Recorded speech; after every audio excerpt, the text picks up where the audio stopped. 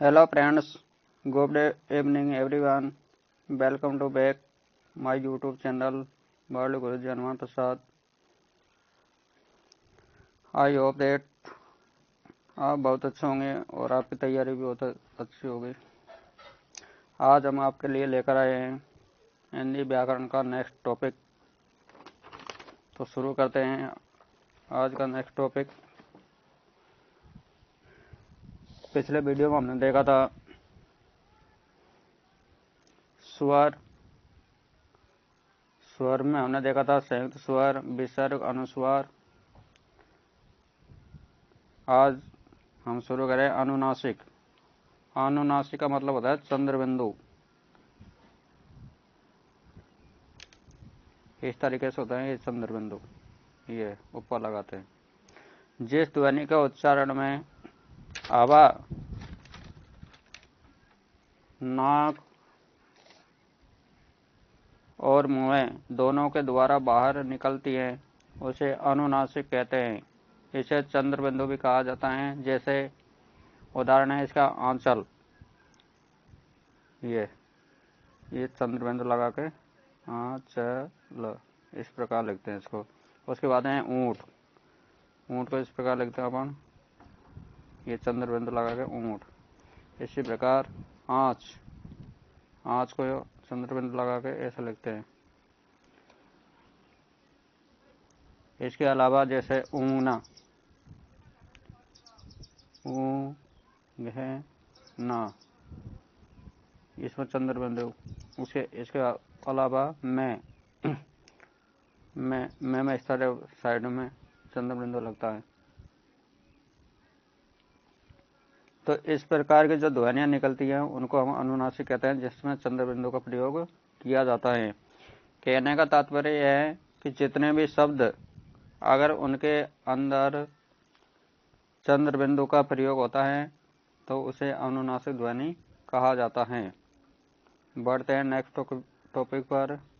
हमारा next topic है अयोगवाय ध्वनि। अयोगवाय ध्वनि क्या है? आचार्य किशोरीदास वाजपेयी ने अनुस्वार बे विसर्ग को लेकर अयोगवाय ध्वनि कहा है, क्योंकि ये ध्वनियां न तो शुद्ध रूप से स्वर होती है और न ही व्यंजन, फिर भी इन्हें बहन करती है, अर्थात इनके साथ प्रयोग में ली जाती हैं। अयोगवाय ध्वनियां दो हैं, एक तो है अनुस्वार और दूसरी है विसर्ग। अनुस्वार व विसर्ग। शब्दकोश के अनुसार चंद्रबिंदु भी अयोगवाय ध्वनि होती है। तो कहने का तात्पर्य है जिसमें अनुस्वार होता है मतलब अंग की मात्रा एक, और विसर्ग ये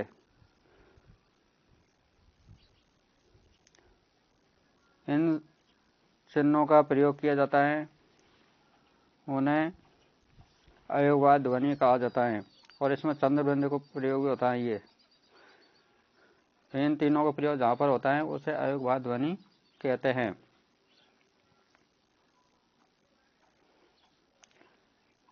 बढ़ते हैं नेक्स्ट टॉपिक पर। हमारा नेक्स्ट टॉपिक है व्यंजन। अब व्यंजन क्या है? जिन ध्वनियों के उच्चारण में आहवा मुख विवर्ग वे स्वर यंत्र में बाधित होती हुई बाहर निकलती है उन्हें व्यंजन कहते हैं। अर्थात जिन ध्वनियों का उच्चारण जीभ, होठ व तालु की मदद से किया जाता है उन्हें व्यंजन कहते हैं। व्यंजन स्वरों के अधीन होते हैं। व्यंजन कुल 33 होते हैं। तो प्रश्न बनता है कि व्यंजन किसे कहते हैं? तो जिन ध्वनियों के उच्चारण में हवा, मुख विवर व स्वर यंत्र में बाधित होती हुई बाहर निकलती है उन्हें व्यंजन कहते हैं। अर्थात जिन ध्वनियों का उच्चारण जीभ, होठ व तालु की मदद से किया जाता है उन्हें व्यंजन कहते हैं। और व्यंजनों की संख्या कितनी है? कुल संख्या 33। व्यंजनों की संख्या कितनी है? 33। Very very important. इसके 3 भेद होते हैं। पहला है स्पर्श व्यंजन। तो स्पर्श व्यंजन क्या होते हैं? के, खे, गे, गे, णे, चे, छे, जे, झे, ये, टे, ठे, डे, डे, चे।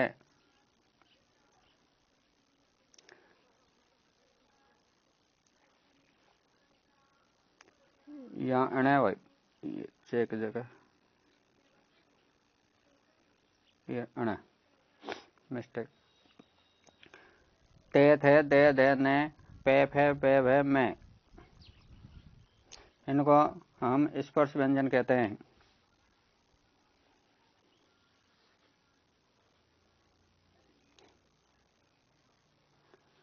तो ये हो गए आपके स्पर्श व्यंजन। एग्जाम में प्रश्न दिया जाएगा कि निम्न में से स्पर्श व्यंजन कौन सा है या निम्न में से स्पर्श व्यंजन नहीं है। तो इनके आधार पर आपको सही आंसर देना है। अगला है अंतस्थ व्यंजन। अंतस्थ व्यंजन कौन कौन से होते हैं? ये, रे, ले, वे। और फिर उसके बाद में आता है ऊष्म व्यंजन। ऊष्म व्यंजन कौन से होते हैं? से, है, ये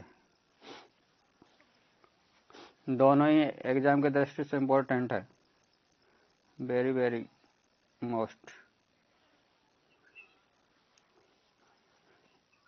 एग्जाम में प्रश्न बनता है अंतस्थ व्यंजन कौन कौन से हैं? निम्न में से अंतस्थ व्यंजन है तो ये, रे, ले, वे। अगर ऊष्म व्यंजन पूछे से और है, से और है।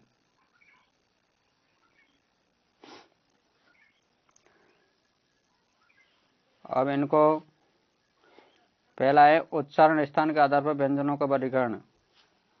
तो उच्चारण के आधार पर कौन कौन से होते हैं? पहला है कंठ, जिनका उच्चारण कंठ से होता है उसमें आता है पहला के वर्ग। अब के वर्ग में कौन कौन से होते हैं? के, खे, गे, घे, णे, ये के वर्ग के होते हैं। कौन कौन से? के, खे, गे, घे,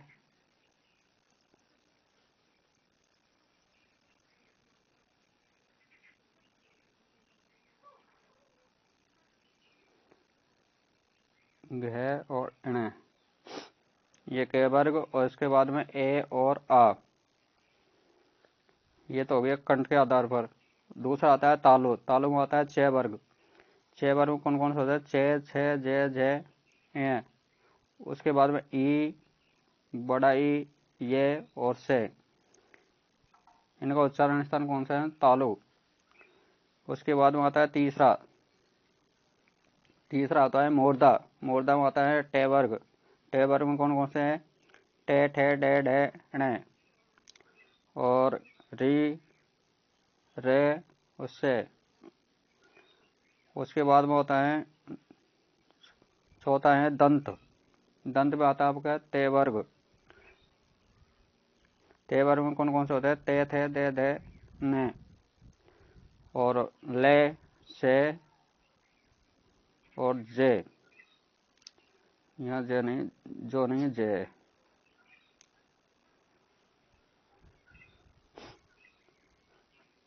फिर पांचवा प्रकार होता है ओष्ठ। ओष्ठ में पे वर्ग आता है।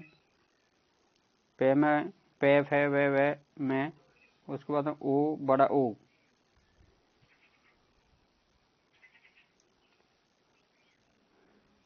पांच। उसके बाद में अगला है छठे नंबर का अनुनासिक या नासिके।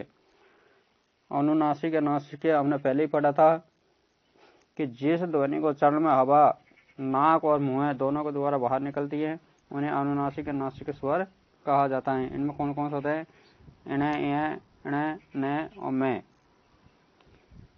कहने का मतलब जो पंचम स्वर होते हैं पंचम वर्ण होते हैं उनको ही अनुनासिक या नासिक स्वर कहा जाता है। सातवां नंबर है कंठ तालु, जो जिसका संबंध कंठ और तालु दोनों से होता है, उससे कंठ तालु व्यंजन कहते हैं। इसमें कौन कौन सा होता है? ए और ऐ। आठ में है कंठोष्ठ। कंठ और ओष्ठ के द्वारा जिनका उच्चारण होता है उसे कंठस्थ कहते हैं। इसमें कौन कौन से होते हैं? ओ और औ। 9वां है दंतोष्ठ, दंत दांत और ओष्ठ के आधार पर। इसमें 2 होते हैं, बे और फे। 10वां होता है काकल्य या स्वरयंत्र मुखी ध्वनि, जिसमें होते हैं है और विसर्ग। काकल्य मतलब कंठ का जो स्वर यंत्र होता है उसके द्वारा जो ध्वनि निकलती है उसे काकल्य कहते हैं। इसमें एक तो है आता है और एक विसर्ग आता है। 11वां है जिह्वा मूलीय या आले जिह्वा ध्वनियां। इसमें होता है के, खे, गे। 12वां है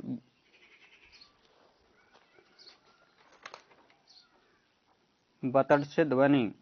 बतड़ ध्वनि में होता है ने, से, ले, जे और रे। तो इस प्रकार आज हमने जो व्यंजन है वे कितने प्रकार के होते हैं? स्पर्श व्यंजन, अंतस्थ व्यंजन और ऊष्म व्यंजन। उसके बाद में उच्चारण स्थान के आधार पर हमने 12 प्रकार पढ़े हैं।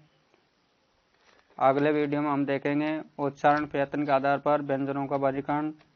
स्पर्श व्यंजन, स्पर्श संघर्षी व्यंजन, अनुनासिक नासिक व्यंजन और उत्क्षिप्त व्यंजन, लुंठित व्यंजन, पार्श्वी व्यंजन, ईषत स्पर्शी व्यंजन, ऊष्म व्यंजन या संघर्षी व्यंजन। इनको हम नेक्स्ट वीडियो में देखेंगे। तो कैसा लगा आपको ये वीडियो? कमेंट बॉक्स में जरूर शेयर करना और हमारे चैनल को लाइक और सब्सक्राइब जरूर करिएगा ताकि अगले वीडियो की अपडेट आपको मिलती रहे। Thank you for watching this video.